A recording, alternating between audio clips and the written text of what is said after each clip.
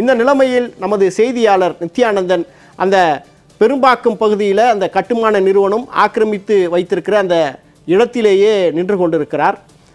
அவரிடத்தில் நாம் பேசலாம். நித்யானந்தன், நீங்கள் களத்தில் இருக்கிறீங்க. அறப்போர் இயக்கம் பல்வேறு குற்றச்சாட்டுகளை சொல்லியிருக்கிறாங்க. அந்த பெரும்பாக்கம் பகுதியில் இருக்கிற சதுப்பு நிலத்திற்குள்ளாகவே அந்த தனியார் நிறுவனத்திற்கு, கட்டுமான நிறுவனத்திற்கு 14 ஏக்கர் பரப்பளவில் இடம் ஆக்கிரமிப்பு செய்யப்பட்டு அதை அவர்களுக்கு அதிகாரப்பூர்வமாக தாரை வார்த்திருக்கிறார்கள். இந்த முறைகேடு பற்றி சொல்லுங்கள். அந்த புவியியல் எப்படி இருக்குது, அந்த பரப்பளவு எப்படி இருக்குது, உண்மையிலேயே அந்த நிறுவனம் சதுப்பு நிலத்திற்குள்ளாகத்தான் அமையப் போகிறதா? அந்த விளக்கத்தை நீங்கள் நேயர்களுக்கு சொல்லுங்கள். ஒட்டுமொத்தமாக 1247 ஹெக்டேர் அளவிற்கான இந்த ஈரநிலம் என்பது இருந்து கொண்டிருக்கிறது. இந்த ஈரநிலத்தினுடைய மிக முக்கியமான பங்களிப்பெல்லாம் செய்தி குறிப்பாக பார்த்தோம், நீங்களும் கூறியிருக்கிறீர்கள். இது ஈரான் நாட்டில் செய்யப்பட்ட ஒப்பந்தம். இந்த ராம்சார் என்பது, ராம்சார்னு ஒரு இடம் ஈரான் நாட்டில் இருக்கிறது. அந்த இடத்தில் தான் அந்த ஒப்பந்தம் கையெழுத்தானது. அதனால் இந்த பெயர் ராம்சார் அங்கீகாரம் பெற்ற ஒரு இடம் என்பது உலகளவில் பார்க்கக்கூடிய மிக முக்கியமான இடம். அந்த இடத்தை பாதுகாக்க வேண்டியது இந்திய அரசுடைய கடமையும் மாநில அரசுடைய கடமையும். என்றால் உலக நாடுகள் கேள்வி எழுப்பக்கூடிய ஒரு இடமாக அந்த இடம் இருக்கிறது. அந்த இடத்தில் வேறு யாரேனும் ஒரு இடத்தை ஆக்கிரமிப்பு செய்தாலும் உடனடியாக அரசு அதை அப்புறப்படுத்திவிட்டு அந்த இடத்திற்கான தொகையை கொடுத்துவிட்டு அந்த இடத்தை மீண்டும் பழைய நிலைமைக்கு கொண்டு வர வேண்டும். இதுதான் ஈரநிலத்துடைய மிக அடிப்படை ஆதாரமாக இருக்கக்கூடிய ஒரு இடம். அப்படிப்பட்ட ஒரு இடத்தை தான் தமிழ்நாடு அரசு தனியாருக்கு தாரை வார்த்திருக்கிறது என்ற ஒரு பிரச்சனை தான் தற்போது எழுந்திருக்கிறது. நாம் நேரடியாக அந்த காட்சிகளை பார்க்கலாம்.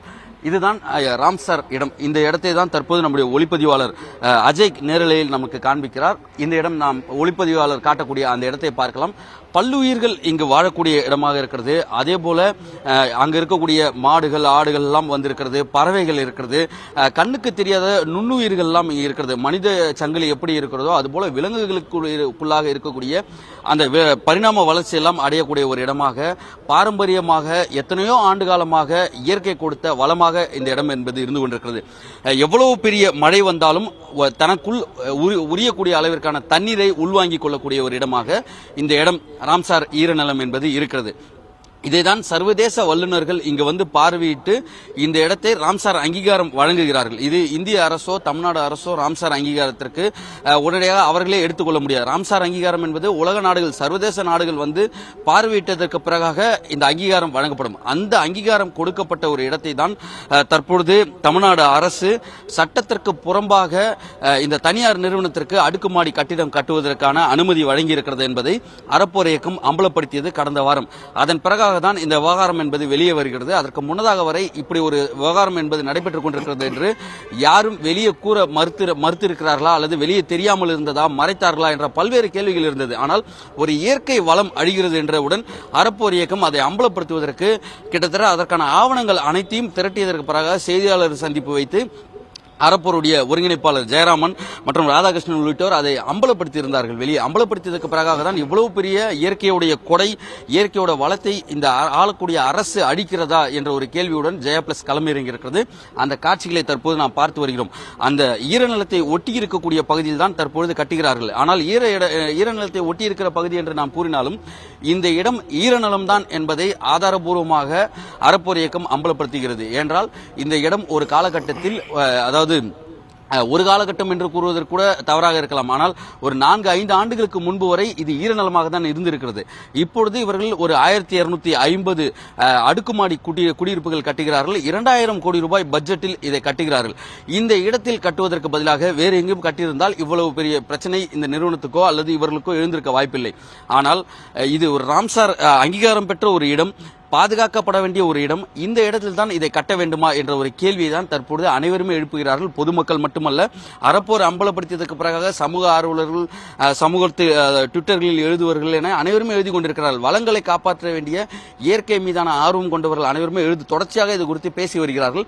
அந்த வகையில் நம்முடைய ஒளிப்பதிவாளர் காண்பிக்கக்கூடிய காட்சிகளை பார்க்கலாம். ஈரநிலத்திற்குள்ளாக அந்த பகுதியில் அவர்கள் கட்டிடம் கட்டி கொண்டிருக்கக்கூடிய அந்த காட்சிகளை தற்போது நாம் பணிகள் நடந்து வருவதை நாம் பார்க்க முடிகிறது. இந்த நிலம் மட்டுமல்ல, அந்த இடத்துல என்ன வேலை தொடர்ந்து செஞ்சிட்டு இருக்காங்களா, என்ன நிலைமை? அடுத்ததாக நாம் அதுதான் காண்பிக்க முயற்சி செய்தோம். தொடர்ச்சியாக இந்த பகுதி நாம் ஈரநிலத்தை பார்த்தோம். அடுத்ததாக நேரடியாக நாம் வந்து பார்க்க போனோம். இந்த பகுதியில் தொடர்ச்சியாக அந்த பணிகள் நடைபெற்றுக் கொண்டிருக்கிறது.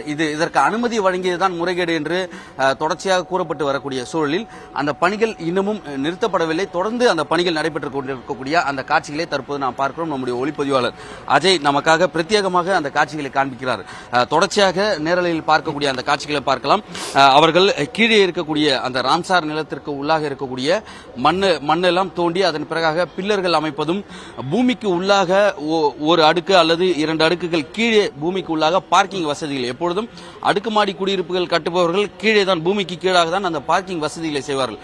அதற்கான அடித்தளமும் கட்டிடம் எழுப்புவதற்கான அந்த கான்கிரீட் போடுவதற்கு முன்னதாக செய்யக்கூடிய அந்த பணிகளை அமைக்கக்கூடிய அந்த காட்சிகளை தற்பொழுது நமக்காக நேரலையில் நம்முடைய ஒளிப்பதிவாளர் அஜய் காண்பிக்கக்கூடிய அந்த காட்சிகளை பார்க்கிறோம்.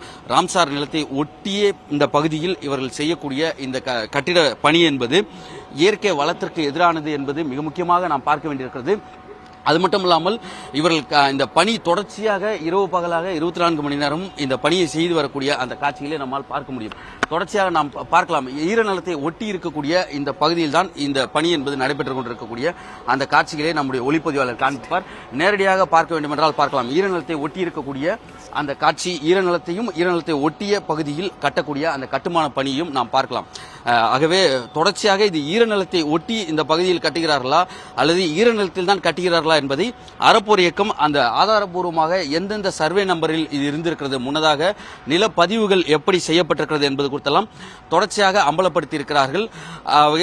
தொடர்ச்சியாக இவர்கள் இந்த அம்பலப்படுத்தியதற்கு பிறகாக தான் இந்த கட்டிட பணி இவ்வளவு நடைபெற்றிருக்கிறது என்று வெளிச்சத்திற்கு வந்தது. ஆகவே இந்த வெளிச்சத்திற்கு வந்ததற்கு பிறகாக தான் இது குறித்தெல்லாம் தொடர்ச்சியாக நாமும் ஆய்வு செய்து அதன் பிறகாக என்ன நடைபெறுகிறது என்பதை மக்களுக்கு காண்பிக்க வேண்டும். நம்முடைய எண்ணம் என்பது இயற்கையை பாதுகாக்கப்பட வேண்டும், இயற்கையை யாரும் அழிக்கக்கூடாது. இது போன்ற ஒரு நிலத்தை இன்னும் ஒரு 100 கோடி ரூபாயோ 1000 கோடி ரூபாயோ கொடுத்தால் கூட மீண்டும் கிடைக்கப்பெறாத ஒரு கொடை, இயற்கையோட கொடை, இதை அழிக்கிறார்கள் என்பதுதான் இதிலிருந்து நாம் பார்க்க வேண்டிய மிக முக்கியமான செய்தியாக இருக்கிறது. சென்னை மக்கள் வெள்ள பாதிப்புகளின் பொழுது எவ்வாறு பாதிக்கப்படுகிறார்களோ அதிலிருந்து மீட்கக்கூடிய ஒரு இடமாக இந்த ஈரநிலங்கள் இருக்கிறது. இந்த ஈரநிலங்களை பாதுகாக்க வேண்டிய அரசு தவறிவிட்டது. இனியும் இதற்கான அனுமதிகள் தொடர்ச்சியாக வழங்கப்பட்டு வந்தாலோ அல்லது கட்டுமானம் கட்டுவதற்கு இனியும் அரசு வேடிக்கை பார்த்தால் மக்களுக்கு பாதிப்பு இருக்கும். இந்த இடங்களில் இருக்கக்கூடிய மக்களை, இந்த ஒரு 10 கிலோமீட்டர் சரௌண்டிங்கில் இருக்கக்கூடிய இடங்களை இந்த ஈரநிலங்கள் தான் பாதுகாத்துக் கொண்டிருக்கிறது. இந்த ஈரநிலங்களை காப்பது அரசுடைய கடமை என்று அறப்போர் இயக்கம் வலியுறுத்துகிறது. சட்டம் சொல்வதை தமிழ்நாடு அரசு கடைபிடிக்க வேண்டும். முறைகேடாக எந்த அனுமதியும் கொடுக்கப்பட்டிருந்தால் அதை ரத்து செய்ய வேண்டும் என்பது அறப்போர் இயக்கத்துடைய வலிமையான கோரிக்கையாக இருக்கிறது. அதை தான் நாமும் வலியுறுத்துகிறோம். இயற்கையை பாதுகாக்க வேண்டும் என்பதுதான் ஜெயா பிளஸ் உடைய மிக முக்கியமான கோரிக்கை. அரசிற்கு இந்த நேரத்தில் இதை தான் நாமும் வலியுறுத்துகிறோம். நிச்சயமாக நித்யானந்தன், களத்திற்கு சென்று பெரும்பாக்கம் சதுப்பு நிலம் எந்த அளவிற்கு ஆக்கிரமிக்கப்பட்டிருக்கிறது, அது மட்டுமல்ல அறப்போர் இயக்கத்தினுடைய கருத்து என்ன, அவர்கள் என்ன மாதிரியான நடவடிக்கைகளை முன்னெடுக்கப் போகிறார்கள் என்ற கள நிலவரத்தை விரிவாக நேரலையில் வந்து வழங்கியமைக்கு நன்றி.